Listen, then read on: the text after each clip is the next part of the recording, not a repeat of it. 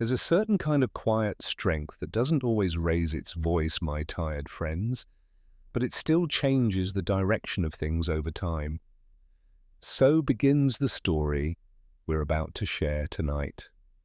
I'm glad you're here to sit with me because we're stepping into a moment when thousands of women discovered exactly how much power they possessed, not through anger, not through noise, but through clarity, discipline, and an absolute conviction that change was possible.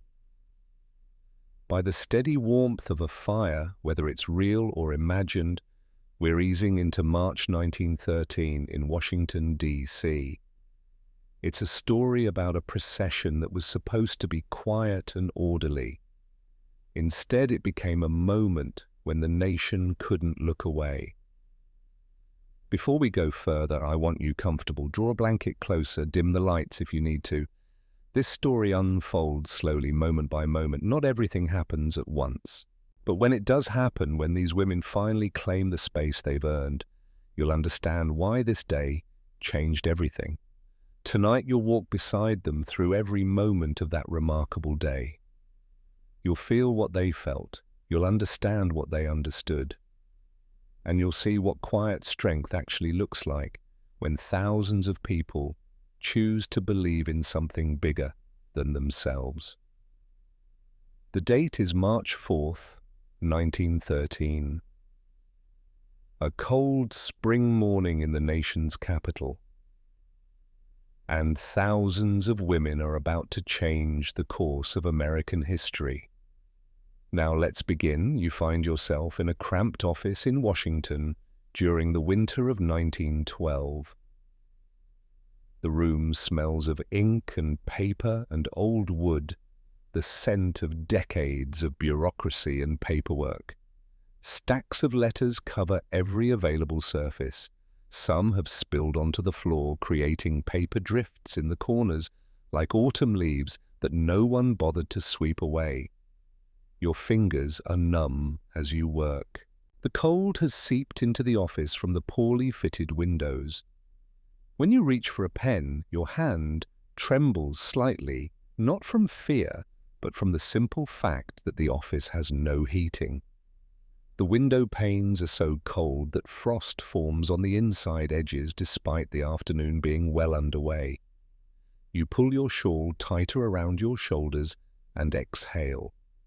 Your breath forms a small cloud in front of your face. Margaret Hart sits at a desk covered with maps of the capital city. She's 30 years old. Her dark hair is pulled back severely from her face in a style that suggests she has no time for vanity. The winter light coming through the window is weak and grey. It barely illuminates the cluttered space, but Margaret doesn't seem to notice the dimness. She doesn't seem to notice the cold either. Her hands move across the maps with purpose, the same precision as someone working in comfort. This is a woman who has learned to ignore her body's complaints. She has just returned from England, where she learned protest tactics from British suffragettes. She watched women chain themselves to railings outside Parliament. She saw hunger strikes and force feeding in prisons. She participated in window-smashing campaigns. She was changed by what she witnessed. The British movement taught her something fundamental. Polite requests achieve nothing. Only dramatic action forces change. She watched Emmeline Crawford, the leader of the British movement, convince women to sacrifice everything for a single moment of power. Now she wants to bring that energy to America. But American suffragists, she's discovered, tend toward genteel tactics. Tea parties, petition drives, polite conversations with people who already agree with them. Margaret finds this approach insufficient. She has been given a mandate: organize something spectacular for the day before President Wilson's inauguration. They want visibility, they want attention. Margaret intends to deliver both. She remembers London. 3 years ago now, but it feels recent. She had sat in the back of a crowded drawing room watching Emmeline Crawford speak to wealthy donors, women with money and power. Emmeline hadn't asked for charity. She'd painted a picture of transformation. "Your money will not be spent," Emmeline had said, in her measured, precise way. "It will be invested. You're not being asked to be charitable. You're being asked to choose history. Your money is the fuel for the moment when everything shifts, when women stop asking for permission and start demanding rights." The room had been silent. Then the checks had appeared. Margaret had watched the donors' faces. She'd seen the moment when they stopped viewing suffrage as an abstract ideal and started viewing it as a cause worthy of personal sacrifice. Emmeline had made them feel like they were part of something larger than themselves. She'd also witnessed the other side of British suffragism: the broken windows, the chained railings, the women force-fed in prison, the hunger strikes, the absolute refusal to compromise. One afternoon she'd stood outside a prison where Emmeline had been held. The woman had been force-fed through a tube for weeks. When she was released, she looked skeletal, but her eyes were still fierce. Margaret had asked her, "Was it worth it?" Emmeline had looked at her directly. "The cost isn't what matters. The necessity is what matters, and this is necessary. Change doesn't come from politeness. It comes from people who are willing to be inconvenient, who are willing to demand, who are willing to sacrifice." Margaret had absorbed this. She'd carried it back to America like a seed.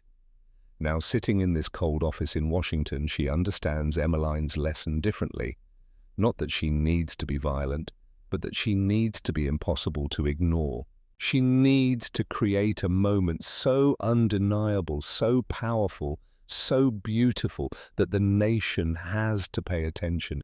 She needs to create something that forces the question, how can we not give these women the vote? The National American Woman Suffrage Association has given her a mandate. Organize something spectacular for the day before President Wilson's inauguration. They want visibility. They want attention.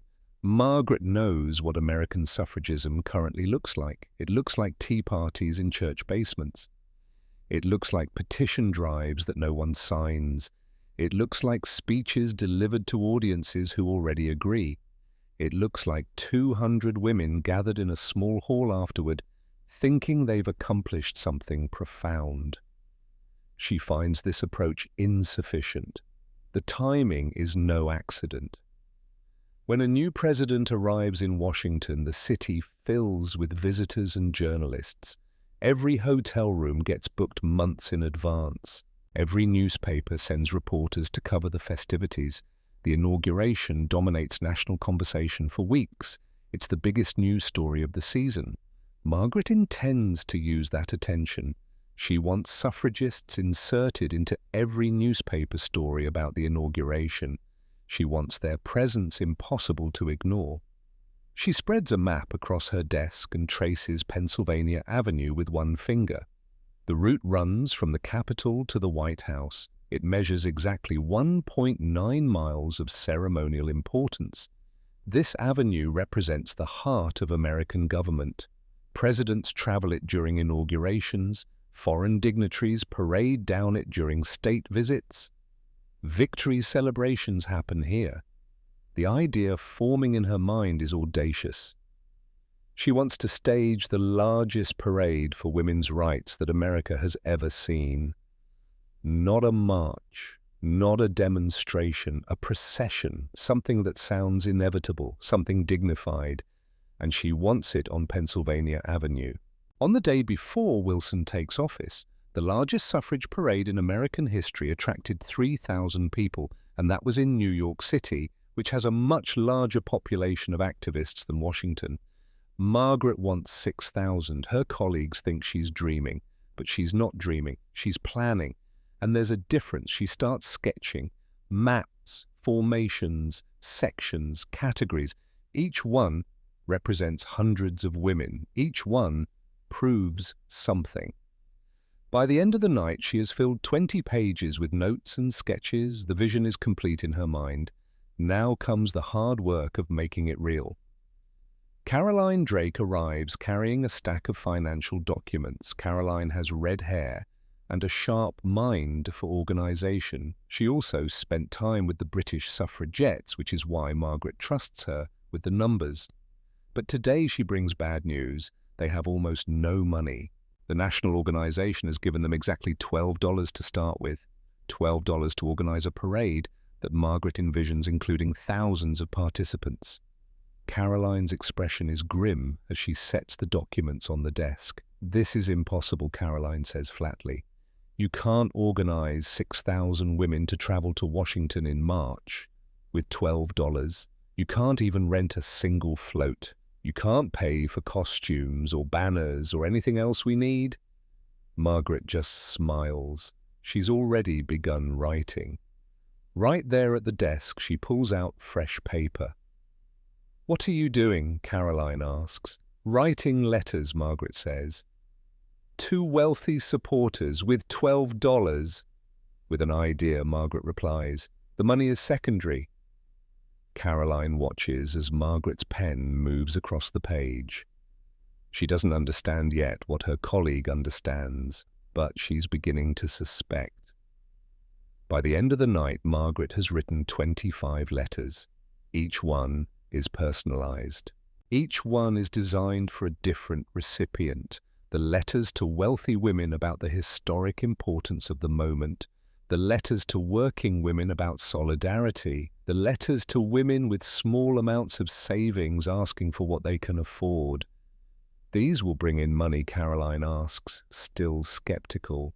"These will bring in money," Margaret confirms, "because they don't ask for charity. They ask people to be part of history."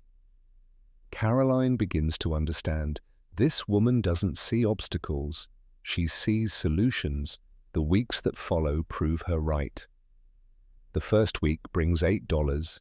The second week brings $45. The third week brings $200. By late January, they have accumulated $3,200. By February, $5,000. But beyond the money itself, something else happens. Women start arriving.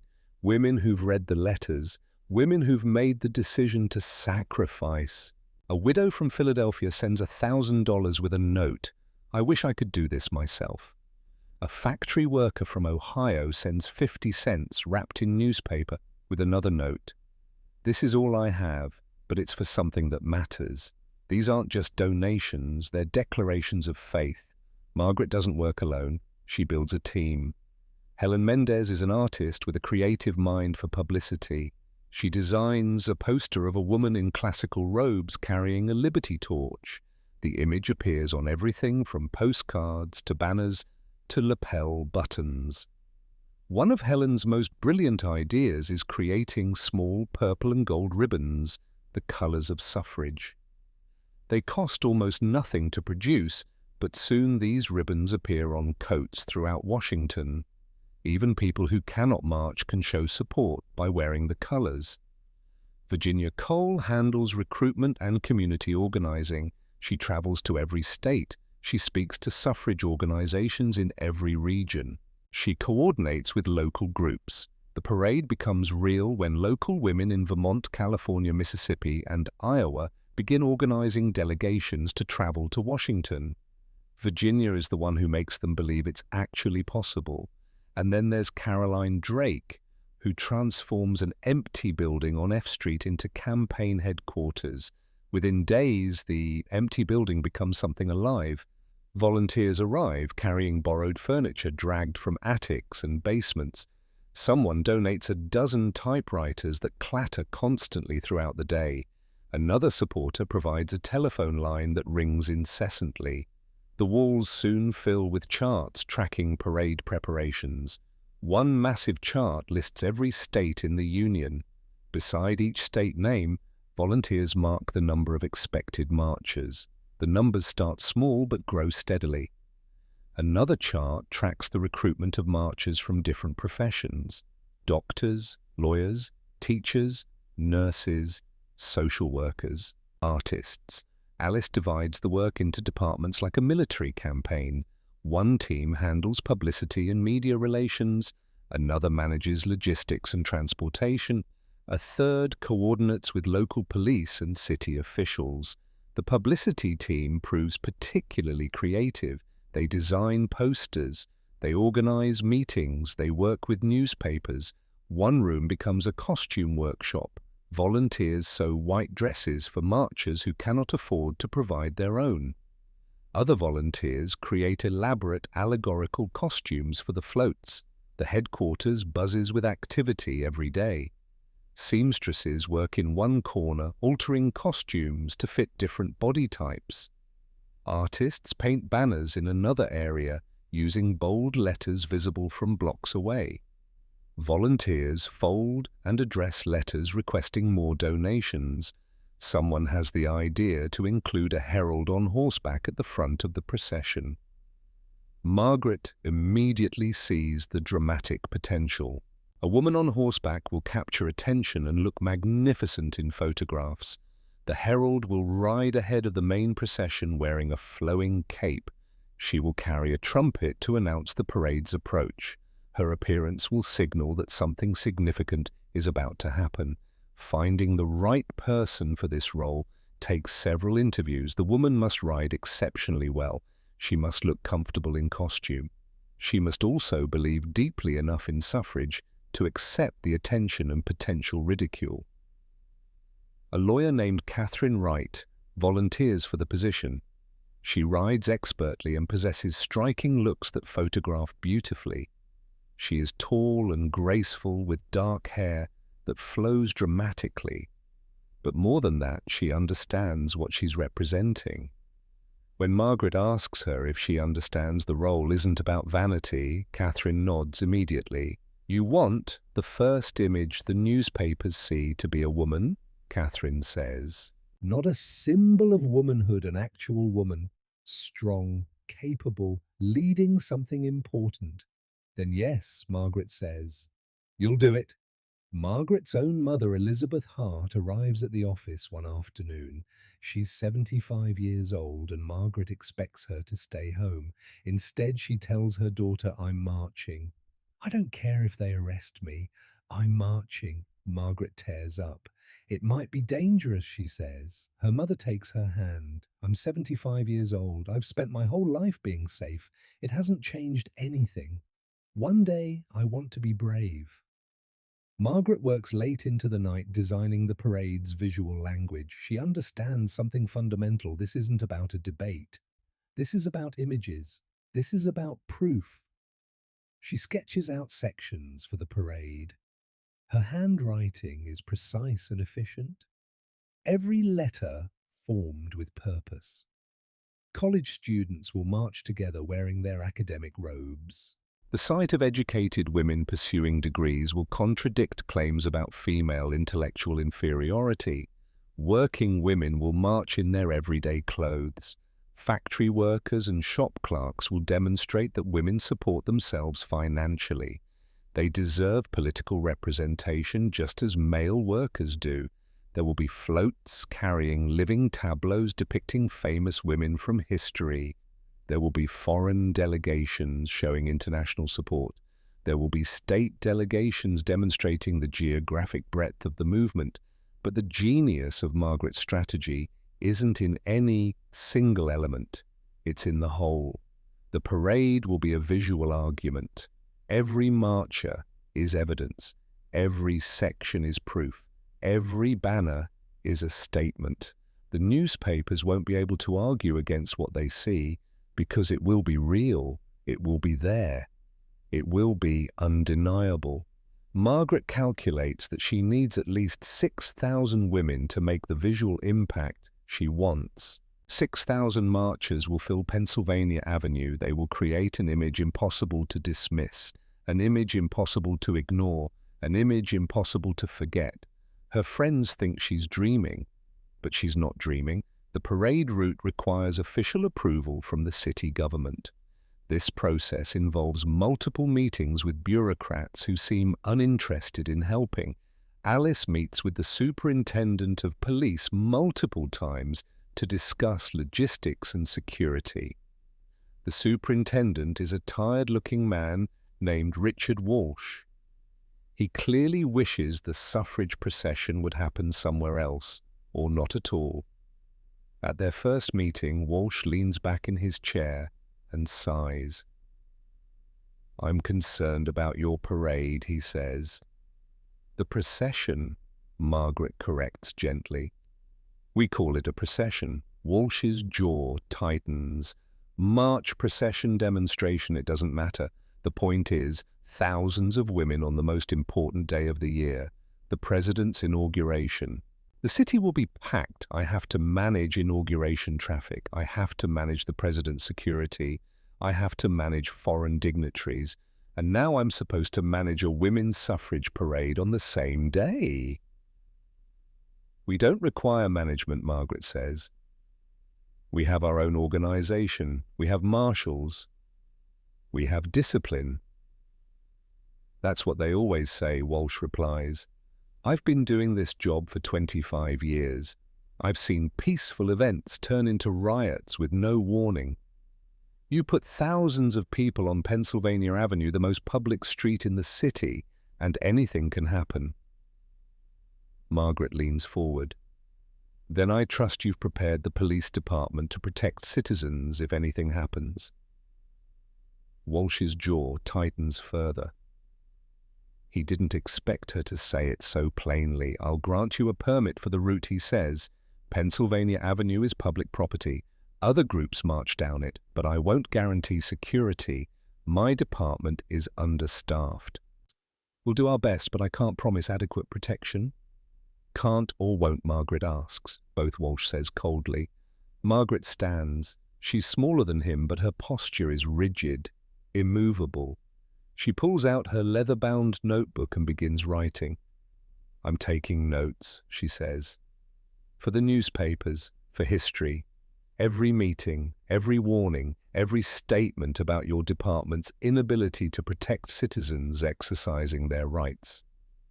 She walks toward the door without waiting for his response. Behind her, she hears him call out, "Don't threaten me, Miss Hart." But she doesn't turn around. On the walk back to headquarters, Caroline asks, "What happened?" "He's protecting himself," Margaret says. "He knows violence is likely, otherwise why would he be protecting himself in advance?" "What does this mean for the parade?" Caroline asks. "It means we can't rely on police," Margaret replies. "It means we organize our own security. It means every woman who marches does so knowing that official authorities won't help. And it means the newspapers will be asking very interesting questions if anything goes wrong. Letters start arriving at headquarters, not supportive letters, threatening ones. The National Association Against Women's Suffrage warns that disruption will not be tolerated. We will not stand idle while radical women attempt to hijack the president's inauguration. If you proceed with this parade, you will face consequences. Other letters are more veiled but no less threatening. Women's groups that oppose suffrage, business interests afraid of what women voters might do, men who feel threatened by women claiming public space. Margaret shares these letters with her team. She doesn't hide them. She doesn't minimize them. "This means we're winning," she says. "Otherwise, why would they bother?" The fear, though, is real. In the weeks leading up to the parade, women call the office asking questions. Will it be safe? What if they attack? What if women get hurt? What if we're arrested? Margaret doesn't dismiss these fears. She acknowledges them, but she also prepares. She works with Caroline to organize unofficial security. They identify volunteers who will watch for trouble. They establish signal systems so they can communicate down the line. They train marshals on how to respond if disruption begins. The strategy is simple: protect without retaliation. Keep marching, keep dignity. This is their power. Sarah is a woman from Vermont. She's 52 years old and she's never done anything like this before. She's never been part of something larger than herself. She sends a letter to headquarters. "Can I march? I've never been a rebel. I've never broken any rules. What if I can't walk the whole distance?" Margaret responds personally. "Then we have automobiles for you. But know that your presence, even if you ride part of the way, matters." Lucy is a young woman from Iowa. She's 19 years old and she's terrified. Her mother thinks she shouldn't go. Her mother thinks women shouldn't do this. But Lucy decides anyway. She arrives in Washington with 50 cents in her pocket and a heart full of fear. When Margaret sees her, she puts an arm around her. "There is no guarantee of safety," she says, "but I promise you this, you won't be alone. Thousands of us are coming." Margaret's own mother, Elizabeth, arrives with a suitcase. She's 75 years old, and Margaret thought she would stay home. But she couldn't miss this. She tells her daughter, "I'm marching. I've spent my whole life being safe." It hasn't changed anything. These aren't political activists. These are ordinary women. Women with fears, women with doubts, but women who believe that something matters more than safety. Margaret calls a meeting of all volunteers. She stands in front of them and she speaks with absolute clarity. "We march in white," she says. "We march in silence unless instructed. We march in straight lines. We march with dignity." Why? Because if we look beautiful, disciplined, respectable, the photographs will show that. And if violence comes from them, the contrast will be devastating. They will be the barbarous ones. We will be the civilized ones. She establishes specific protocols. Volunteers practice marching in formation in silence. Marshals receive training on how to handle disruption, how to help, how to respond without retaliation. First aid volunteers receive training in case of injury. Signal systems are established so information can travel down the line quickly. The equipment is prepared with meticulous attention. Costumes are fitted, banners are reinforced, floats are tested, colors are verified, purple, gold, white, all vivid and visible. The final question comes from a young woman. "What if they try to stop us?" Margaret's answer is clear. "Then we prove that we're stronger, not through fighting back, but through keeping going, through keeping dignity, through showing the nation what we believe in." Margaret stands alone in the headquarters office. It's March 3rd, 1913. Tomorrow morning it begins. Everything is prepared. The costumes hang in neat rows. The banners are rolled and ready. The floats are decorated and waiting. The maps show every section, every route, every contingency. Thousands of women are in Washington tonight or arriving tomorrow morning. The police have warned they can't protect them. Opposition groups have promised to disrupt. The weather forecast is cold and possibly rainy. The stakes couldn't be higher. Margaret doesn't know if it will work, but she knows it has to happen. She knows the cost of doing nothing is higher than the risk of trying. She stands at the window looking out at the dark Washington streets. Tomorrow these streets will be alive. Tomorrow 6,000 women will walk down Pennsylvania Avenue. Tomorrow everything changes or nothing changes. But either way, they'll have tried. She touches her hand to the cold window. Tomorrow.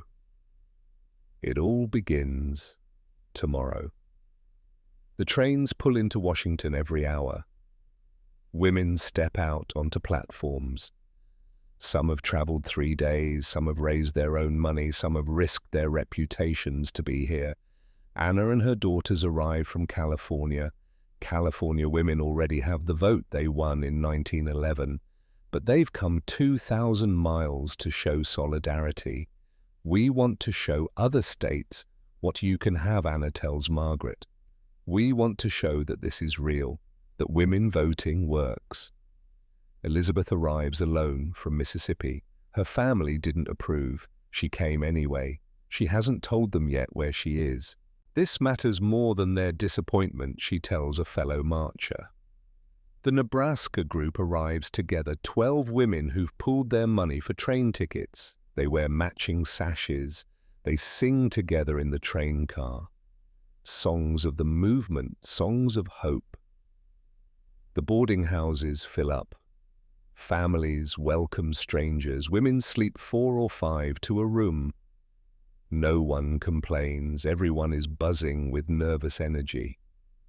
One evening, a young girl, maybe 16, helps an elderly woman prepare her dress. The old woman, whose name is Harriet, has been waiting for this for 50 years.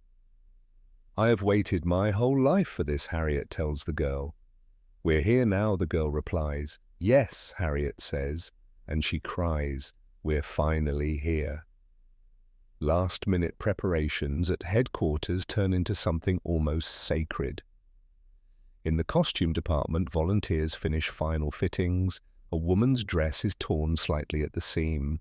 Volunteers stay up all night fixing it. "No one marches in anything less than perfect," someone says. At the banner station, final touch-ups are completed. Someone paints over a spelling mistake. The newspapers will photograph these. Everything must be perfect. Marshal volunteers receive final briefing on how to handle chaos. If violence starts, your job is to protect, not fight. Keep marching, keep dignity. This is our power. In the map room, Margaret reviews Pennsylvania Avenue one more time. Every section, every route, every contingency. Caroline is with her checking logistics. Helen is sketching how different angles will photograph. Virginia has the list of every marcher from every state. The mood is electricity mixed with fear, excitement mixed with doubt, but underneath, unshakable conviction.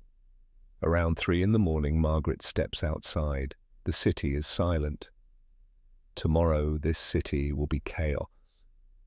But right now, it's peaceful.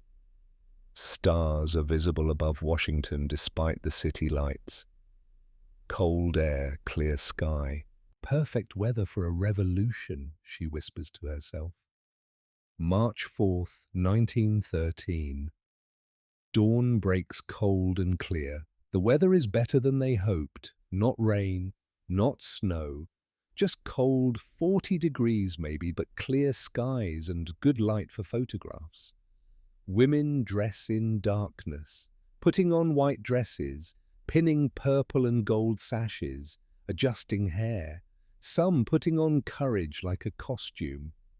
Sarah from Vermont looks at herself in the mirror. She doesn't recognize herself. White dress, sash hair, pinned back. "Is this me?" she whispers. "Am I really doing this?" Then she takes a deep breath. "Yes, you are." Margaret's mother Elizabeth gets ready with steady hands and a thundering heart. After 75 years, she's finally participating in something that matters. Catherine the Herald brushes her white horse in darkness. She speaks to it quietly. "We're about to change the course of history," she says. "Or at least be part of trying." The gathering points come alive as women assemble at assigned locations.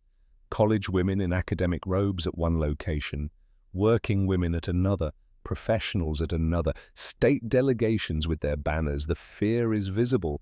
Many women are crying, nervous, excited, scared. Some are singing, some are holding hands, some are silent, lost in their thoughts. Margaret and her team count marchers, 1,000, 2,000, 3,000, more than 5,000. By the time they reach Pennsylvania Avenue, nearly 6,000 women are assembled. All the women standing in their sections, all organized, all ready. All the men, some supporters, some hostile, lining the streets. All the journalists ready with cameras. All the police positioned or absent. all the anti-suffrage protesters waiting for chaos. Before the parade starts, there's a moment of absolute silence. Thousands of women standing still, the morning cold making breath visible. Everyone understanding this is the moment. Everything changes from here. Margaret stands at the front. She doesn't shout. She raises her arm. Catherine the Herald on horseback raises her trumpet. The sound echoes across Washington, clear, commanding, undeniable. The procession is beginning. The horses move forward. 6,000 women follow, in formation, in silence, in white, with purple and gold. What the observers see beauty where they expected aggression, dignity where they expected chaos, numbers beyond anyone's expectations, organization perfect, message overwhelming. Journalists' pens start moving immediately. As they move down Pennsylvania Avenue, the crowd on sidewalks grows, some people hostile, some people curious, some people moved. A man tries to block their path. Women simply redirect around him. No confrontation. They keep marching. He looks foolish. They look strong. A woman in the crowd weeps, watching thousands of women walking with dignity, asking for their rights. She stands, takes a step forward, joins the march. Newspaper photographers scramble to capture it all. This is the biggest story, someone shouts. The newspapers won't be able to ignore this. Police stand by, not protecting, not attacking, watching. Catherine rides at the front on her white horse, flowing cape, trumpet at her side. She's magnificent. Every photograph captures her. She becomes the symbol of the march immediately. The image that will appear in every newspaper. The image that will be Pennsylvania Avenue stretches 1.9 miles from Capitol to White House. First mile, the Capitol area, starting from Assembly Point, moving toward Pennsylvania Avenue. The crowd watching grows, some hostile, throwing things, shouting insults, most simply watching in amazement. A group of men blocks the street. They're anti-suffrage organized. They want to break the march. Marshal volunteers calm things. Women keep marching. The men look foolish. The women look strong, shouting and heckling. Go home. This is no place for women. You're unladylike. Not one marcher breaks formation. Not one marcher responds. Silence is stronger than shouting. Discipline is stronger than chaos. Someone throws an object. It misses but lands near a marcher. She doesn't flinch. She keeps walking. Others nearby, did you see that I did? She didn't even look. That becomes the story, their dignity despite hostility. Second mile. The heart of government. As they approach the White House, the crowd has grown exponentially. Thousands watching. Newspaper photographers everywhere. The symbolism is undeniable. Marching toward the seat of power. Women walking where only men have walked with authority. Every step a claim to space. Every banner a demand. The sections pass, each one a visual argument. College women in academic robes, visible proof of female education, walking past men who said women can't be educated. The message, you're wrong, we're here, we're educated. Working women in everyday clothes, factory workers, shop clerks, nurses, walking past men who said women don't work. The message, you're wrong. We're here, we work. We deserve representation. Professionals, doctors, lawyers, artists, teachers, walking past men who said women shouldn't have professional roles. The message, you're wrong. We're here, we're professionals. State delegations with banners. Vermont, California, Mississippi, Iowa, Nebraska, geographic proof that this isn't one city. This is a movement across America. Catherine continues riding at the front, the white horse, the flowing cape. Every photograph captures her. She becomes iconic. The image. As the march passes directly in front of the White House at the 1-mile mark, the moment shifts. Someone historians will never know who starts singing. My country, 'tis of thee, sweet land of liberty, of thee I sing. But the words change. This land is our land too. We're asking just for what is true, for women here to have a voice. The song spreads through the march. Thousands of voices singing, in unity, in power, in sorrow and hope mixed together. This is the moment, not a debate, not a logical argument, but an emotional truth. These are citizens, they deserve rights. For the listeners, the crowd, the journalists, the police, the shift happens here. From disruption to movement. From silly women to brave women asking for justice. The song carries the message beyond words. The song makes it real.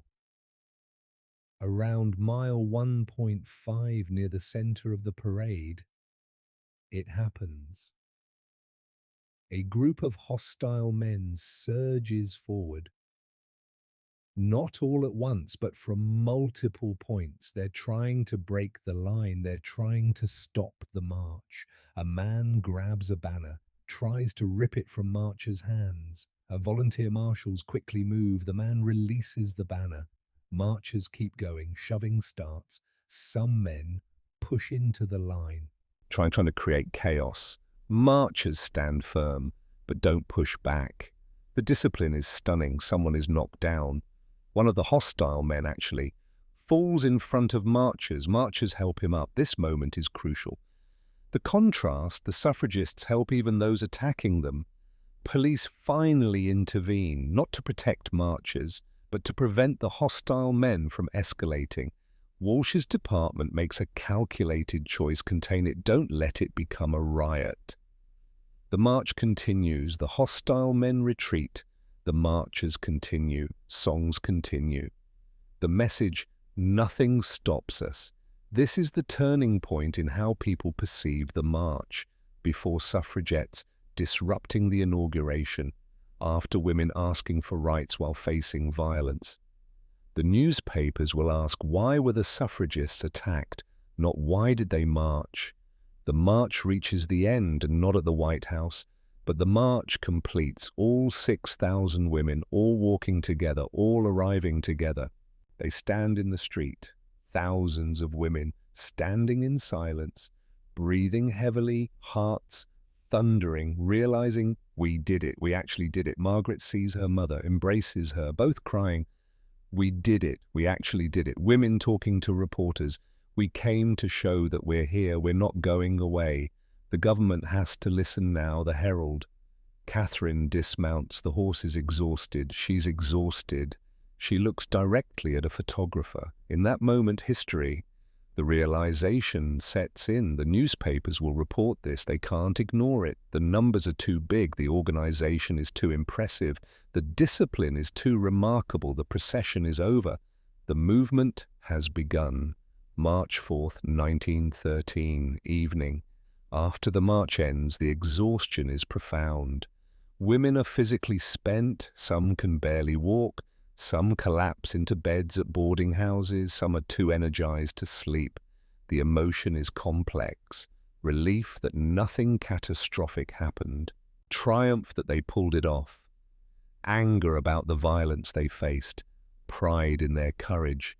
Fear about what comes next. Margaret doesn't sleep. She's in the headquarters office reading the first newspaper drafts. Reporters have already filed. The headlines hit like victory bells. 6,000 women demand suffrage in stunning march. Suffragists show discipline and numbers. Police fail to protect marchers from hostile crowds. A movement, not a disruption.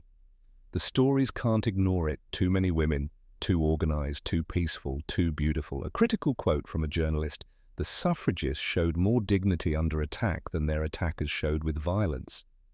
Whatever one thinks about women's suffrage today proved something: these are organized, disciplined women with a message that matters. Margaret sits at her desk, the same desk where she planned this months ago, the desk where she imagined the impossible. Now the impossible has happened. She sits in silence. The weight of it, the relief of it, the just beginning of it. A few hours later, President Wilson's inauguration happens, but the story is already set. The newspapers have already moved on from the inauguration to the Women's March. The irony is profound. The women organized this for the day before the inauguration, specifically to steal attention. They succeeded. On his inauguration day, Wilson is the second story. The women are the first story. He's reportedly furious. But there's nothing he can do. The march is over. The newspapers have covered it. The message is set. Members of Congress who were ignoring suffrage can't anymore. They have to address it. They have to take positions. Do you support what happened to those women, they're asked? Either they side with the women or they side with violence. False choice, but effective. In the days following, everything changes. The newspapers continue to cover the march, some sympathetically, some critically, but all acknowledging its significance. Public opinion shifts. People who were neutral become supportive. Whatever I think about suffrage, women shouldn't be attacked. Whatever I think about suffrage, that many women showing up means something. Women's organizations suddenly energize. They didn't think the march was possible. Seeing it succeed changes everything.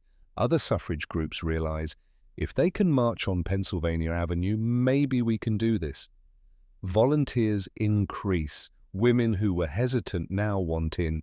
The headquarters becomes even busier. The movement gains momentum. The police department scandal erupts. Superintendent Walsh faces questions. Why weren't the marchers protected? Why did you allow violence? The very threat Margaret made becomes reality. He becomes the villain of the story, not because he's evil, but because he failed his duty. Margaret gives interviews. She's suddenly famous. Newspapers want to talk to her. She speaks with clarity and purpose. This is the first step, she tells them. This shows that women are organized. This shows that women won't go away. Now, the government has to listen. Other cities are inspired. They start planning their own events. They use the same playbook: beauty, discipline, numbers. The idea spreads. Sarah returns to Vermont. She's changed. The march changed her. I was part of something larger than myself, she tells everyone. I discovered I was brave. I discovered I wasn't alone. I discovered I could help change history. Women in her community listen. Women who were hesitant become believers. The march spreads its influence through personal testimony.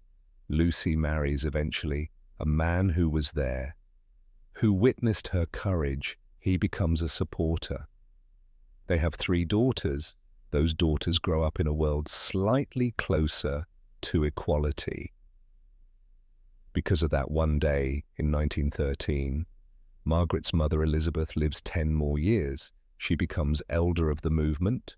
She speaks with authority. I was 75 when I marched, she tells women. If I can do it, you can do it. She becomes symbol of multi-generational commitment. Margaret herself continues the fight. She's arrested multiple times in coming years. She's force-fed in prison. She never gives up. She lives to see the 19th Amendment pass in 1920. She lives to see women voting. She lives to see women in positions of power. She dies in 1977, having lived to see the beginnings of real equality around mile 1.5 in the march, when they're directly in the center, where cameras can see everything. The hostile men surge forward. It starts small, one group from the left, another from the right.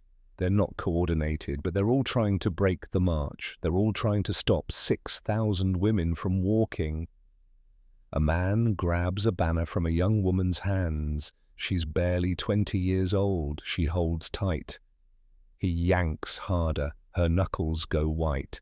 Volunteer marshals see what's happening and move quickly. They don't need to fight. Their presence is enough.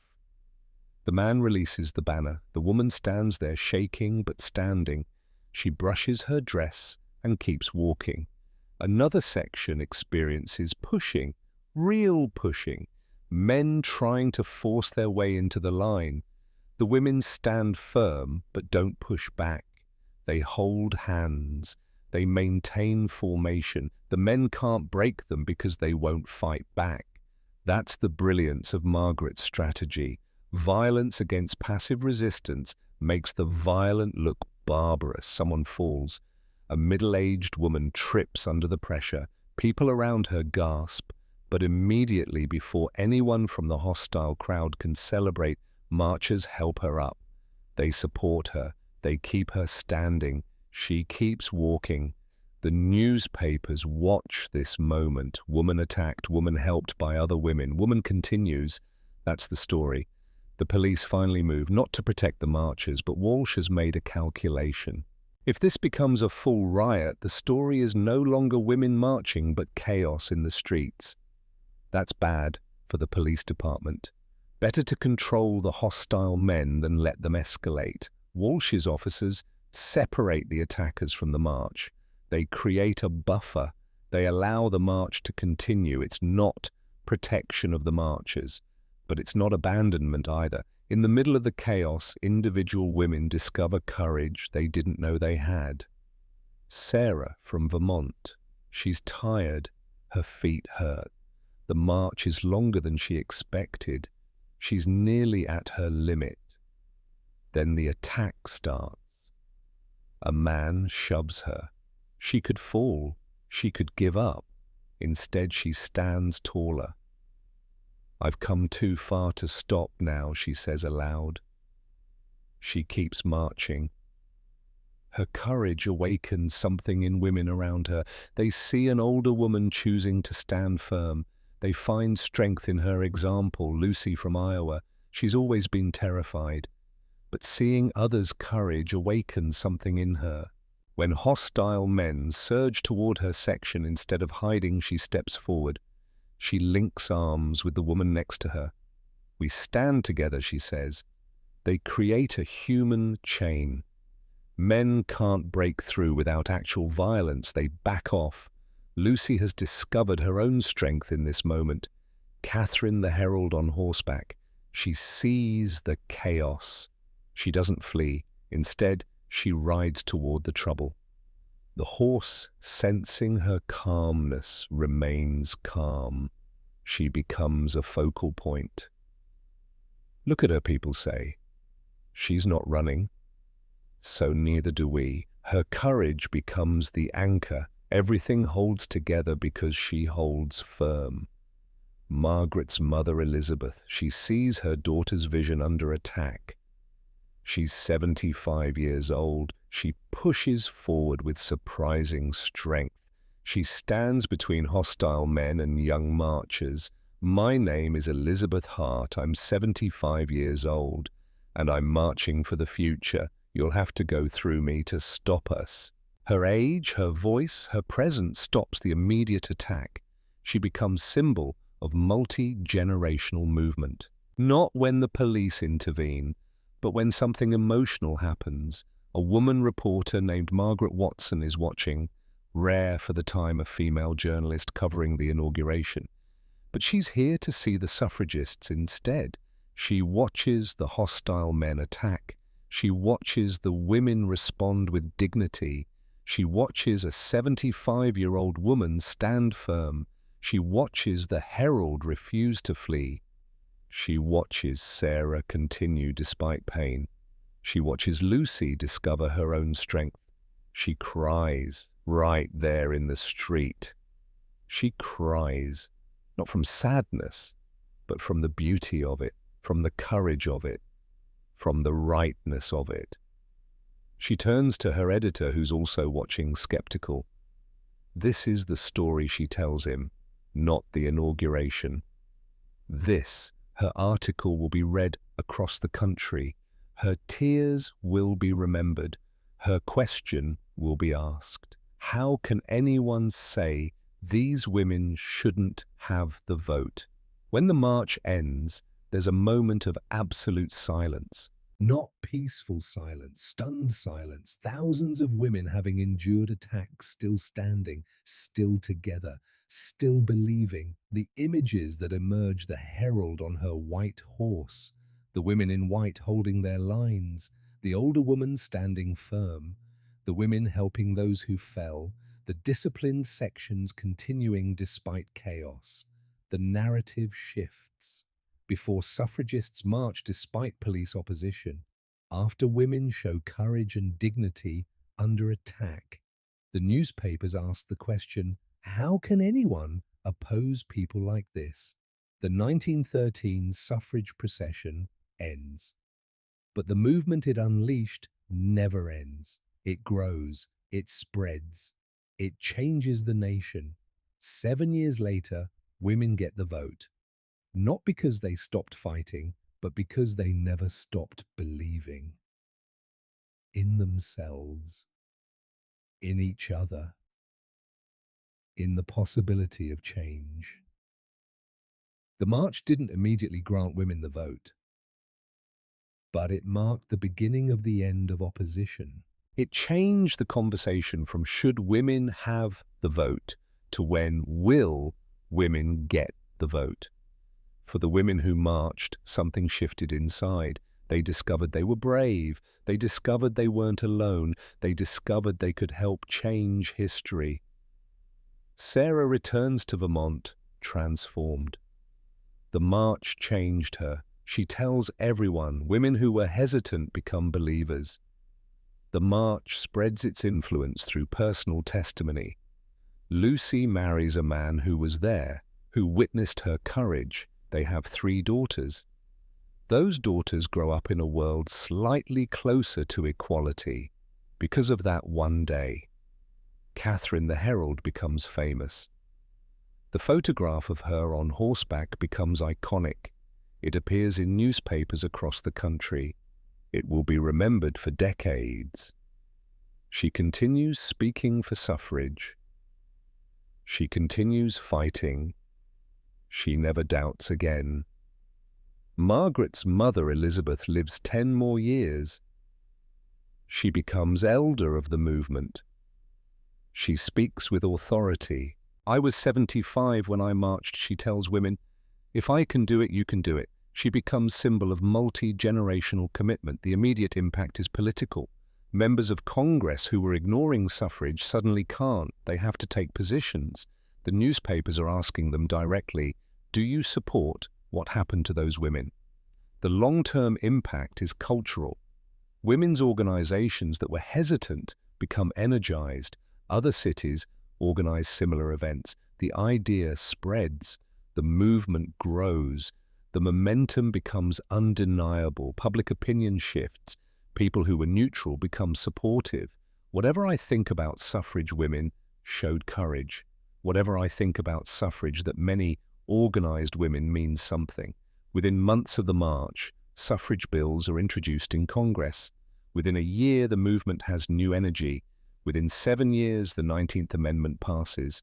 Within 8 years, women are voting. The march didn't cause these changes alone, but it marked the moment when the nation couldn't ignore the demand anymore. It was the moment that changed everything. This is a story about the power of vision, about the power of courage, about the power of ordinary women doing extraordinary things. Margaret Hart dreamed something impossible. Caroline Drake helped make it real.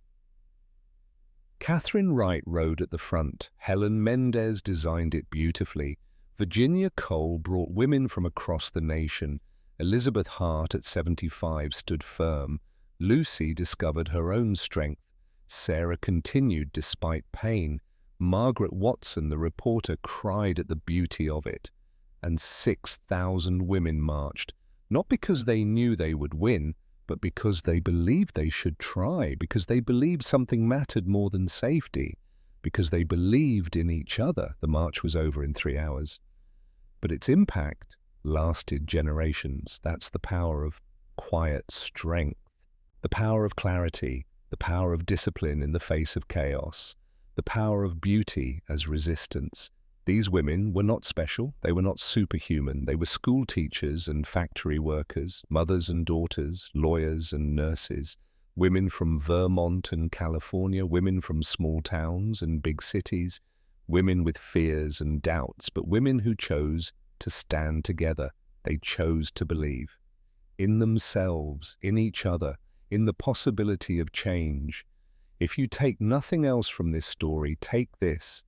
You have strength you haven't discovered yet, like the women who marched on that cold March day in 1913. Quiet strength. But strength nonetheless. Change doesn't come from violence. It comes from people who refuse to be silenced, who refuse to be invisible, who refuse to accept the way things are when they could be different. The women of 1913 found that strength. And because they did, you have the freedom to find yours. Rest now. But tomorrow, remember, you are just as capable of courage as they were, just as capable of changing your world, just as capable of choosing to believe in something larger than yourself. That's the gift they left us. Not just the vote, but the knowledge that ordinary people can do extraordinary things when they choose to believe. Sleep well, my friends. You've walked alongside 6,000 brave women on a cold March morning in 1913. You've felt their courage, you've seen their determination, you've witnessed their quiet strength, and that strength is still alive, in us, waiting to be discovered, waiting to be chosen, waiting to change the world.